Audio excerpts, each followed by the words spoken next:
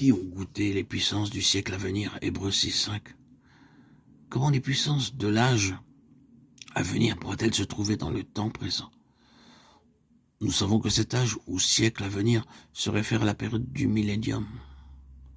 Cependant, l'auteur des Hébreux nous dit que les chrétiens d'aujourd'hui peuvent goûter par avance les puissances qui se manifesteront lors du royaume millénaire.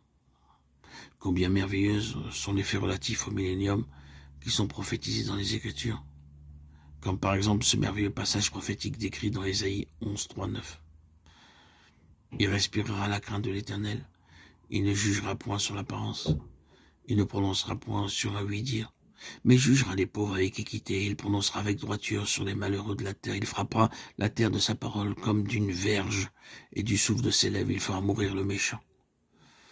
La justice sera la ceinture de ses flancs et la fidélité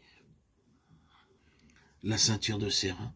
Le loup habitera avec l'agneau et la panthère se couchera avec le chevreau. Le veau, le lionceau et le bétail qu'on engraisse seront ensemble et un petit enfant les conduira.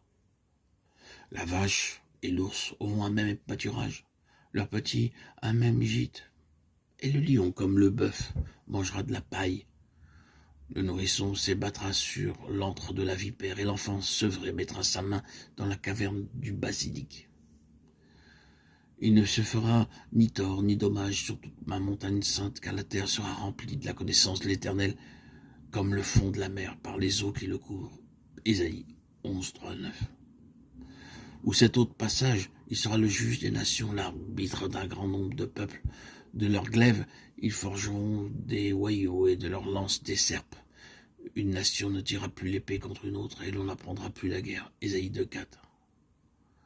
Oh, la disposition du royaume est si grandement prometteuse. Oh, combien, Seigneur Jésus,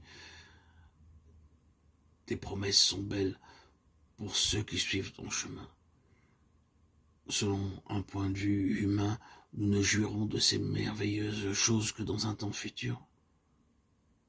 Mais Hébreux 6.5 déclare que les chrétiens peuvent les goûter dès maintenant, car Dieu leur a donné le pouvoir de le faire aujourd'hui, à l'instant T. Ici et maintenant, à l'heure où je vous parle, à l'instant T. Maintenant. Pendant le millénium, par exemple, les démons seront chassés aujourd'hui. Cependant, les chrétiens peuvent aussi chasser les démons. Pendant le millénium, les gens seront en bonne santé. Aujourd'hui, les croyants peuvent aussi être rétablis dans leur corps, dans le Seigneur. En ce jour-là, l'enfant sevré mettra sa main dans la caverne du basilic, sans nul dommage. Aujourd'hui, les croyants qui sont envoyés par le Seigneur peuvent aussi saisir des serpents. Marc 16, 17, 18.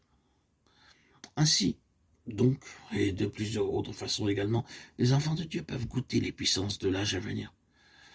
Selon notre concept du temps, il semble que ces choses appartiennent au futur. Toutefois, l'Église peut les expérimenter dans le temps présent. Demandons à Dieu de nous faire voir que notre Seigneur est le Dieu qui est maintenant. Tous ceux qui ont saisi cela ont découvert le secret pour pouvoir communiquer avec lui. Demandons au Seigneur qu'il nous délivre de nos pensées propres, de notre sagesse propre, des limitations de notre concept terrestre du temps, délimité par le passé et le futur, et d'une quelconque connaissance morte hors du Saint-Esprit. Demandons-lui de nous faire voir que tout ce qui est dans le Saint-Esprit est vivant, et pour l'aujourd'hui, pour l'instant T, pour le ici et maintenant. Amen. Que le Seigneur nous illumine, nous conduise en avant et nous bénisse. Amen. Gloire à Dieu au plus haut des cieux. Et paix sur la terre aux hommes qu'il aime.